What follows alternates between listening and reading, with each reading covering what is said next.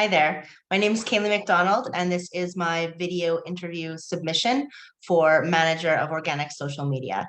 Hello, pod team. Hello, Kelly. Thank you guys so much for allowing me to submit a day later. I'm so excited to get an opportunity to do this interview. Okay, so I'm going to jump right into the questions because I know you said you don't want to have a bowl of popcorn. So let's get into it. The three qualities that I would look for in a company that I'm wanting to work with would be number one, collaboration and openness in communication throughout the organization.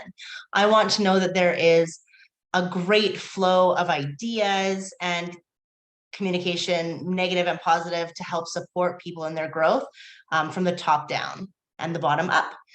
Number two, I really like a corporate mission that attracts passionate team members.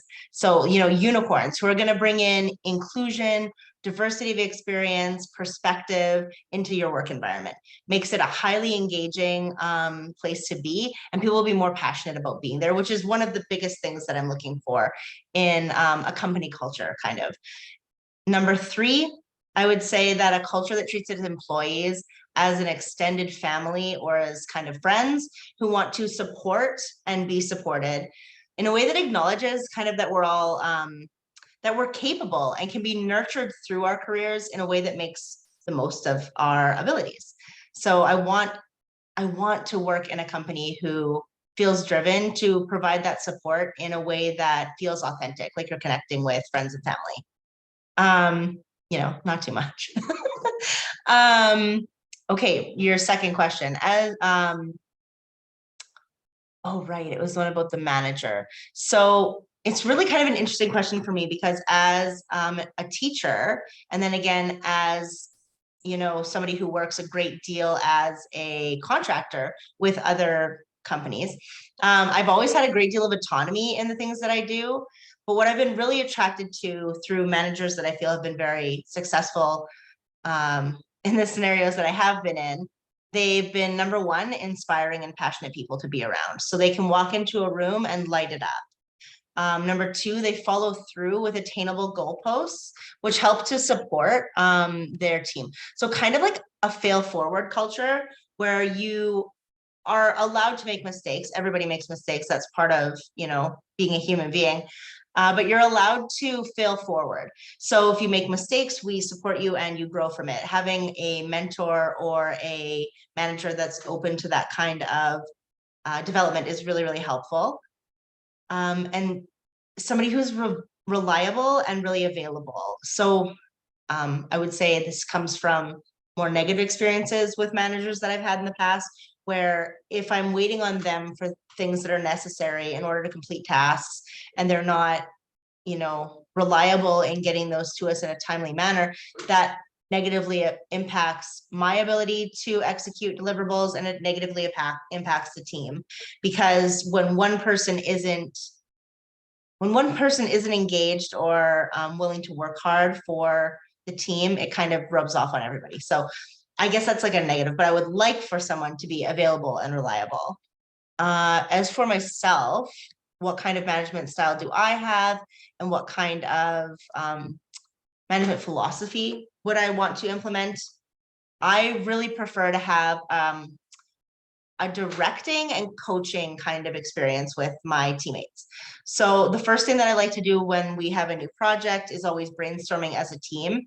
So, whatever is landing, whatever's going in favor, out of favor, social media changes so fast that listening to your team at the start of a process, I really feel is invaluable.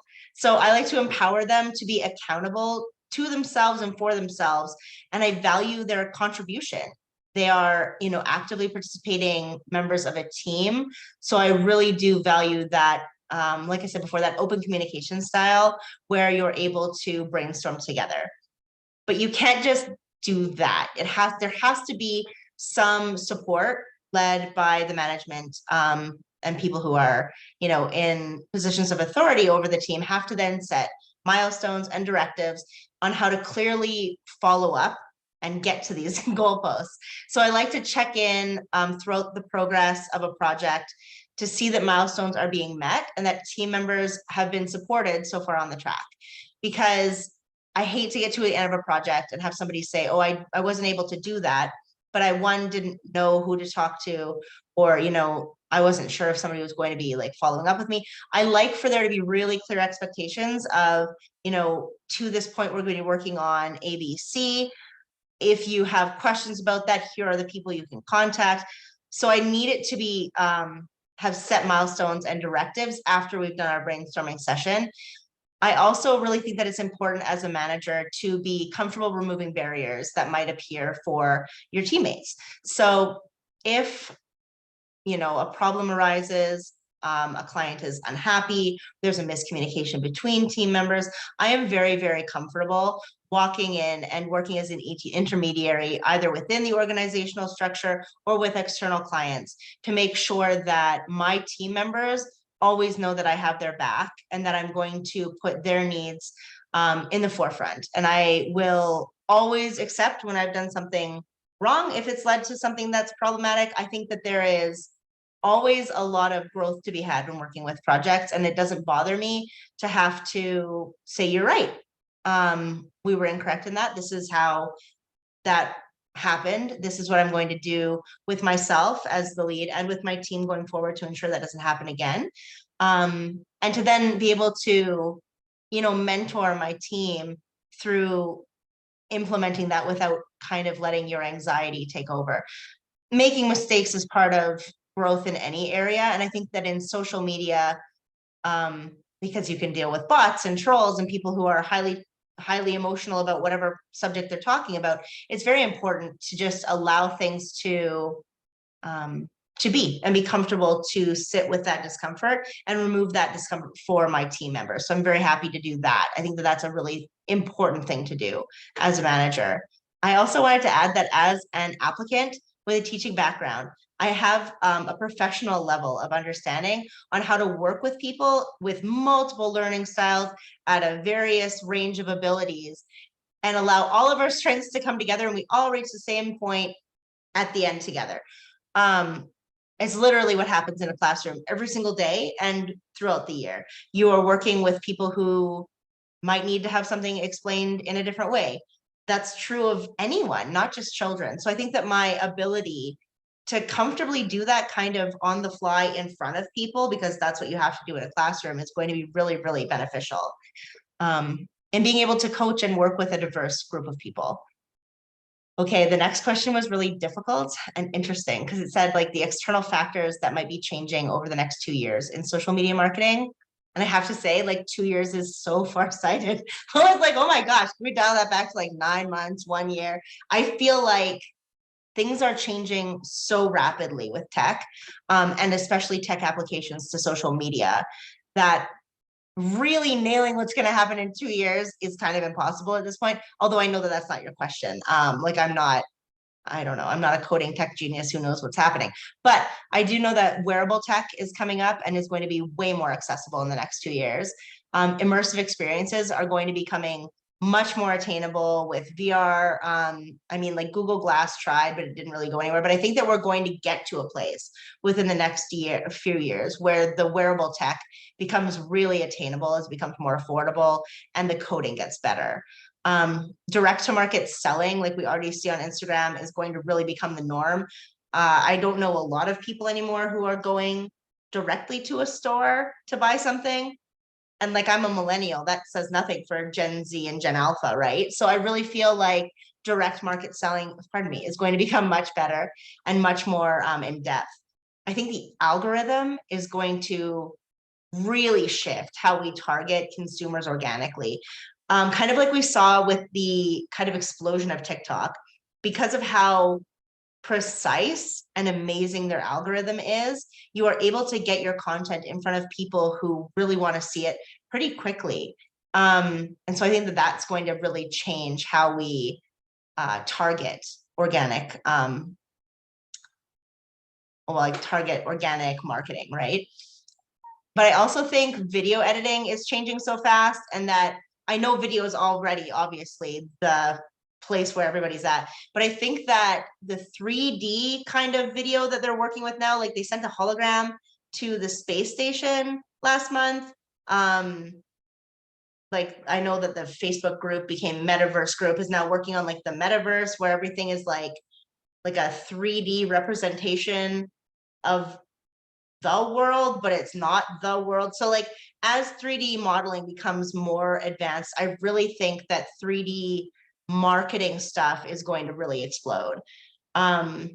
It's really difficult to conceive what that might look like as for how you would target that marketing. And that will really depend on all of the specifics of how it shakes out. But I will say that always in social media, in organics, connection is king. So it doesn't really matter to me how things change and how we get there. Once we're wherever we're going, we will have A/B testing to figure out what is working on each platform as it takes off, and as they evolve and change. And as long as you're able to reach basically like through the device and make that consumer feel like you see them, you understand them, and that they're connected with you in some way, that's where you're going to need to be. And that's how you'll grow and sell things using organic, right? It really won't matter all of the crazy changes that are coming, which are obviously very exciting to be a part of. But really connection is the only thing that matters, and being able to translate that and testing what works and what doesn't on new platforms as they arise. Sorry, I kind of fell down a hole there. There was a lot of really cool things that are coming up in tech. Okay, successful processes that others can execute. I really am a firm believer in a highly structured SOP. So when you're dealing with like a social media SOP, you're talking about things like branding packages. I want reliable templates with brand colors. I want I want to know all of it. I want their brand colors. I want their secondary color palette. I want their style guide. I need their branding voice cheat sheet. Like creating all of that are things that I have previously done. So when I worked with Fertility Matters, we ran a group of a lot of employees who were volunteers, really. They were not paid. And so I had to be in charge of the social media execution, but allow it to be executed by maybe a volunteer that I've never met in Montreal, or somebody who's in PEI, or maybe somebody that I've worked with for 7 years, but it could be somebody who just onboarded last month, and they need to be able to quickly come on and figure out how to nail our branding, speak to our consumer, the things that we should always say, a list of things that we should never say, just so that it takes away the guesswork of how do I connect with this consumer, and it makes it so that multiple people can interact on a platform and have it look like one cohesive voice. It's incredibly important. And so for me, a highly structured SOP is really where it's at. Yeah, I've seen in large organizations where it wasn't really a thing and had to create from scratch, and I know how vitally important it is. So for me, having it, I was talking to my husband about it. It's sort of like on the, the Great Canadian Baking Championship, where it's like the technical challenges. I don't know if you've seen that show, where they have like, make the dough. And sometimes it doesn't say anything more than that. But so I wanted to say like, make the dough using like these ingredients, right? So like the colors and the fonts for the brand, right? But it leaves out a little bit of flair. So like it doesn't tell you what extra spices you can have added, which can make it sweet or spicy or whatever, right? So you can modify it to fit, but so that I can hand that recipe to anybody and be like, we're making bread. You know what I mean? You can make that bread into focaccia, you can make that bread into a pizza, you can make it into cinnamon rolls, whatever you want, but we're making bread. And this is how you build the basis for that. I hope that makes sense. I just wanted to say again, thank you so much. I'm so excited for the opportunity to interview with this team, to be considered for this position. I don't think I've ever seen a job that so clearly encapsulates everything that I feel like I've been doing and enjoying for the last 7 years of my career. So I hope that you find who you're looking for. I hope that person is me. If it's not, I hope that whoever joins your team is able to fulfill all the things that you need them to do, and to help you grow your brand even bigger than it is, and to take you to the next level as a marketing agency, because I think what you're doing is pretty exciting. As a potential employee, I think that your culture looks incredible and you have a lot to offer. So I hope that you feel that I have a lot to offer, and I look forward to hearing from you soon. Thank you so much.